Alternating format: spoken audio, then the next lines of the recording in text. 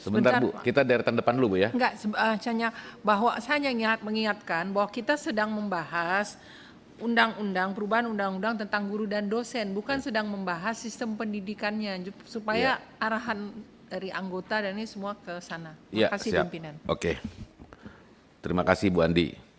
Sudah deretannya Pak Beni berarti ya. Habis Pak Edi, Pak Beni. Silakan Pak. Iya Pak. Baik, terima kasih banyak pimpinan, Bapak Ibu anggota Balik, Pak Menak, Pak Kiai. Selamat bertemu lagi Pak Kiai. Saya ingin menyampaikan beberapa pandangan mengenai pelaksanaan Undang-Undang 14 tahun 2005. Kebetulan ini dulu dibuat undang-undang ini pada masa Presiden Susilo Bambang Yudhoyono. Oleh sebab itu tentu saya paham betul karena seingat saya juga dulu ikut di dalam pembahasan rancangan undang-undang nomor 14 tahun 2005 ini. Apa yang ingin saya sampaikan adalah implementasinya. Gagasan-gagasan pokok, politik hukum, legal policy, politik hukum yang tercantum dalam Undang-Undang 14 tahun 2005 itu luar biasa. Intinya adalah pentingnya kita meningkatkan kualitas SDM para guru dan dosen, Pak. Saya rasa ketahanan sebuah bangsa ditentukan oleh kualitas SDM manusianya, dan kualitas SDM manusianya ditentukan oleh para guru ini. Makanya selalu dikatakan guru adalah pahlawan tanpa tanda jasa.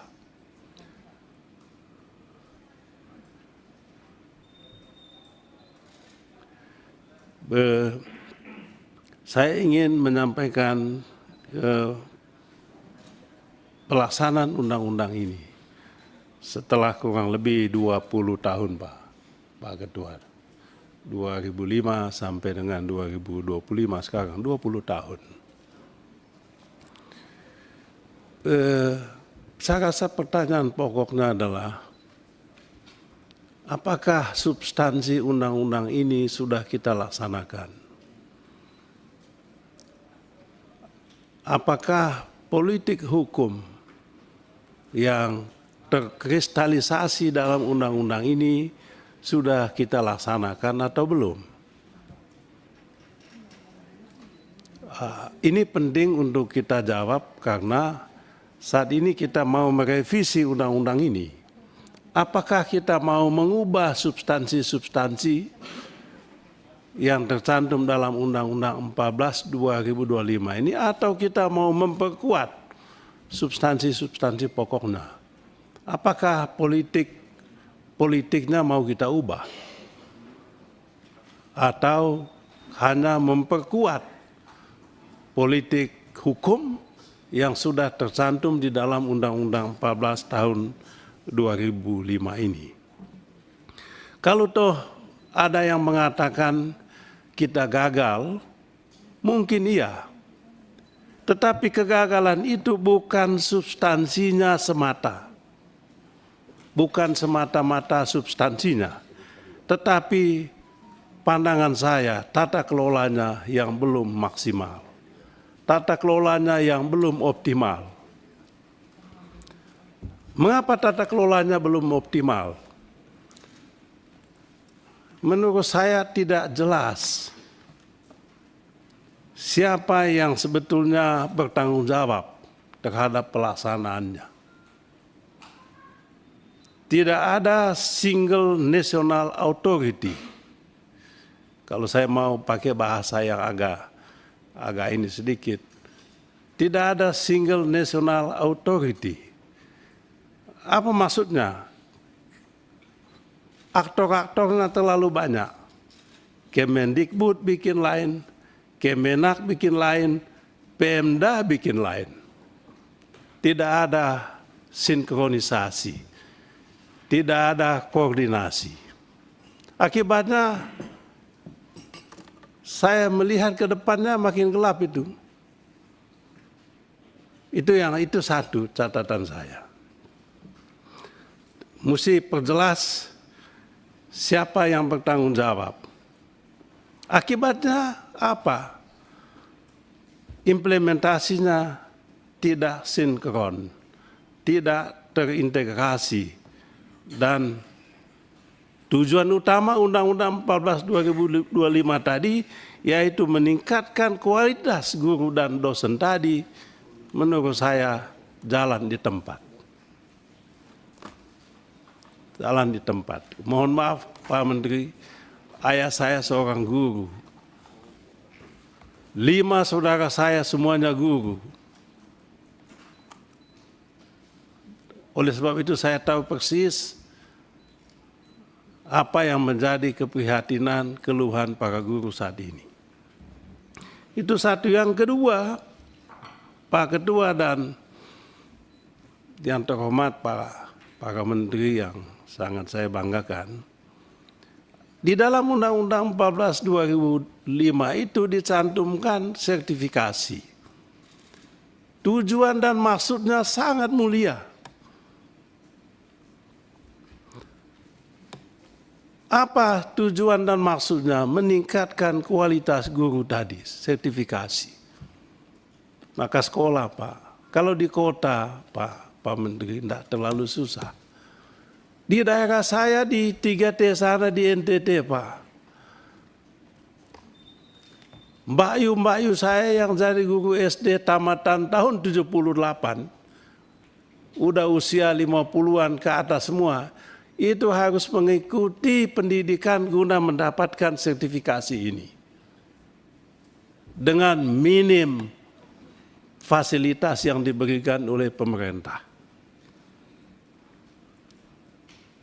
Apa akibatnya? Akibatnya adalah program sertifikasi yang tadi tujuannya bagus, bukan untuk mengejar kualitas, tetapi untuk apa? Untuk mendapatkan akses tunjangan. Dapat akses tunjangan, Pak, karena itu syarat Pak Menteri. Kalau mau tunjangan harus ada sertifikasi, Pak. Bisa. Ada juga saya tahu yang bisa beli itu sertifikasi. Mungkin ada yang palsu lagi. Palsu. Ya kalau itu sih ijazah aja palsu ya, apalagi sertifikasi. Ya, ada yang teman saya Pak Menteri Hakim MK dituduh ijazah palsu. Iya, sahabat baik saya Pak Arsul Sani. Tapi hebatnya dia tampil di depan tunjuk itu ijazahnya yang asli. Nggak kayak yang lain. Ya.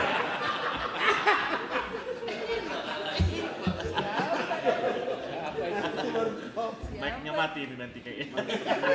Jadi apa artinya?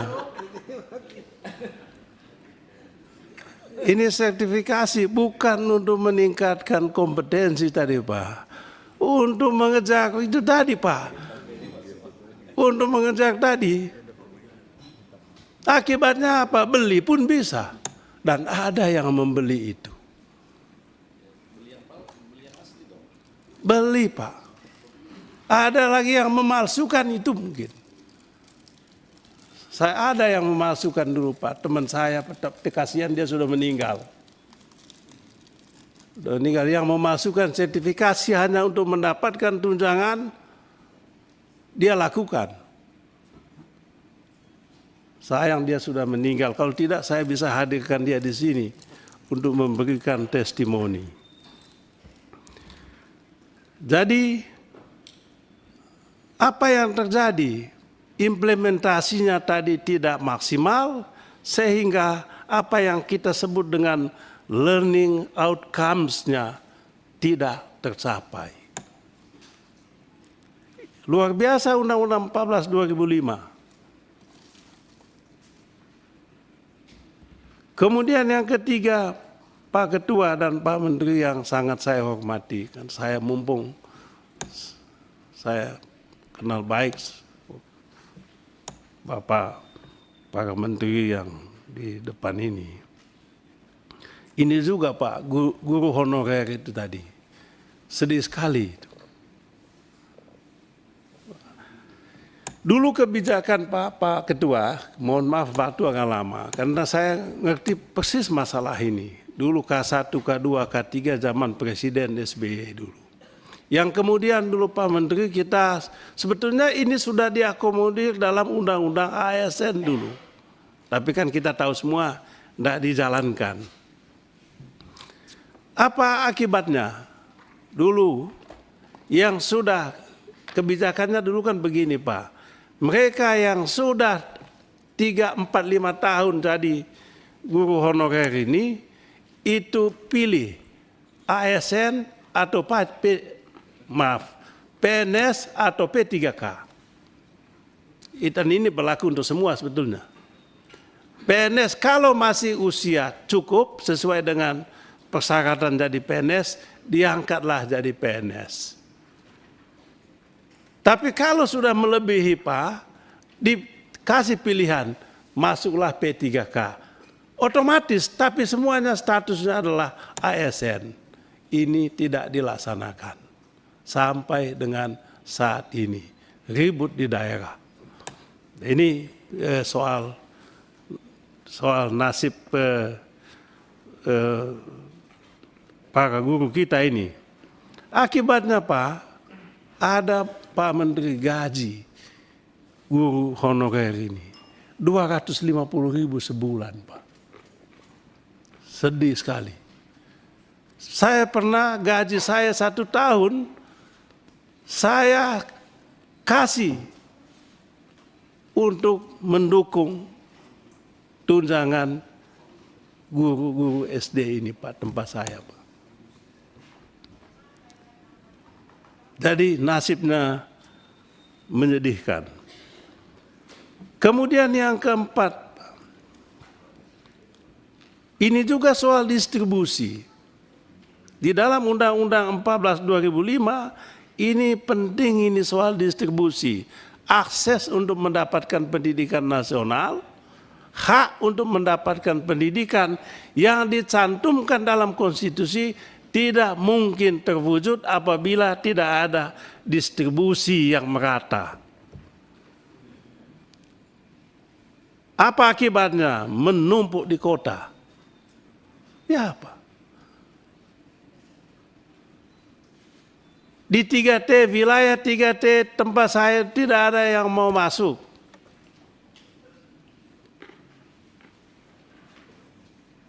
Tidak ada Pak. Akibatnya apa? Ya udahlah. Kalau rotan tidak ada, akar pun berguna Pak Prof. Jadi apa akibatnya? Pemda tidak mau melepas status ASN. Pusat tidak punya instrumen yang kuat. Ya, kan gitu Pak. Saya mohon nanti Pak Ketua, kalau bisa undang-undang baru ini, Undang-Undang 14 2005 ini harus memastikan mobilitas, distribusi, kemudian insentif yang memadai, dan juga yang paling penting harus ada data yang akurat secara nasional. Saya rasa kita siap menjadi guru di daerah terpencil, yang penting siapkan insentifnya. Sedih Pak. Pak Menteri, saya kasih tahu di tempat saya. Ini yang pakai Pak Ketua pakai apa? pakai alat ini. Ada yang naik pohon kelapa hanya untuk mendapatkan sinyal HP. Nyata. Kalau nggak naik pohon kelapa, naik pohon kesambi. Untuk apa? Mendapat sinyal. Supaya apa? Bisa menjawab itu tadi, jawaban melalui ini. Sudah begitu Pak Ketua, HP lagi kan ada HP di sana, pinjam. Jadi memang tidak nyambung gitu. Kebijakan nasional dengan pelaksanaannya di lapangan. Sama juga, saya kasih contoh lagi Pak. Setiap sekolah SD di daerah saya dibagi komputer. Bagi komputer satu-satu di setiap sekolah. Lalu ada dia punya teknisinya. Pak, saya bilang untuk apa pasang komputer ini di sekolah Bapak, kan tidak ada listrik. Apa jawabannya? Pak, itu bukan tugas kami. Tugas kami adalah memasang ini di sekolah-sekolah. Sampai saat ini Pak Menteri, komputer masih ada, ditutup pakai plastik. Nggak pernah dipakai. Itu nyata. Tapi bagaimana bikin laporan? Ya itu lagi tadi. Kembali ke laporan palsu tadi. Pak Ketua, kalau memang terlalu panjang, saya berhenti. Ya? Hah? Sebab karena saya terlambat datang tadi karena saya menyiapkan ini dengan baik tadi malam ya. Kan sayang kalau saya ini. Ya. Ya, mohon maaf Pak, saya lanjutkan ya. Yang keempat, yang kelima, saya usul Pak pemerintah nanti ini, saya menyampaikan usul kepada Bapak Ibu sekalian pembentuk undang-undang ini. Kalau bisa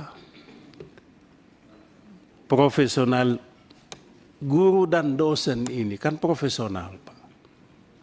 Kita mau meningkatkan profesionalisme mereka. Kalau bisa disejajarkanlah mereka ini dengan profesi-profesi yang lain. Kalau bisa kayak dokter, kan gitu Pak. Ya kami ini advokat Pak. Advokat juga kan profesi Pak. Mereka luar biasa dijunjung tinggi. Mengapa guru dan dosen ini kita tidak perhatikan? Kalau bisa mereka juga disejajarkan dengan profesi-profesi lain yang punya martabat. Ya, seperti dokter dan profesi lainnya. Sehingga nanti ada standar profesi, tentu sudah ada, tentu juga ada kode etik yang harus dipatuhi.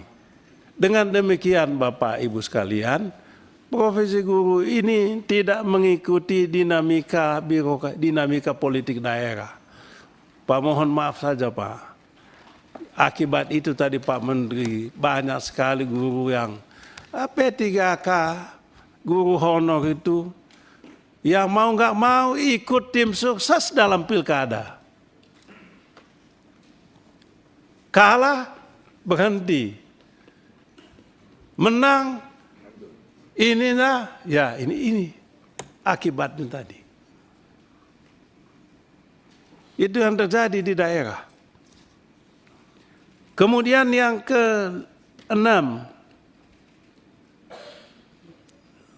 kalau undang-undang ini kita revisi, saya mohon kalau bisa kita mengembalikan, memperkuat posisi tadi martabat guru dan dosen tadi. Bukan sekedar tunjangan, bukan sekedar menaikkan, memperbanyak kuantitas, tetapi yang paling penting adalah profesi ini menjadi profesi yang bermutu, berkualitas, yang dilindungi dan dihargai. Harus dilindungi, Pak. Saya di mana-mana, Pak. Dulu saya masih kecil, Pak. Malas, dulu kami jam sekolah selesai jam 1, jam 3 wajib mengikuti masuk kelas, Pak, untuk baca buku. Kalau tidak datang, kita dicemeti, tempeleng kita. Sekarang, Pak, tempeleng begitu, dilapor ke polisi. Lapor ke polisi, Pak. Tempeleng juga tempeleng kecil aja. Langsung waduh menangisnya nggak karuan, bisa 1 hari 1 malam. Bahkan dibikin-bikin lukanya supaya ada bukti, waktu laporan ke polisi. Ini, Pak, menyedihkan. Jadi kalau revisi kita lakukan, saya mohon benar-benar ini dimasukkan. Pak Menteri, itu saja yang ingin saya sampaikan. Pak Ketua, Bapak Ibu sekalian, mohon maaf jika waktu Bapak Ibu sekalian saya sita terlalu banyak. Ya. Sekian dan terima kasih. Baik. Lebih karena itu, Pak, saya punya, bapak saya guru juga. Saudara-saudara saya guru juga. Dulu saya sempat jadi guru waktu kuliah, Pak Menteri, tapi guru agama Katolik di SMA negeri di Kota Malang. Jadi saya mencintai, menghargai profesi ini. Sekian dan terima kasih banyak. Terima kasih. Panjang nih Pak Beni nih. Itu sebenarnya sudah selesai nih untuk deretan, selesai dulu, jatahnya udah selesai. Ya, saya perpanjang waktunya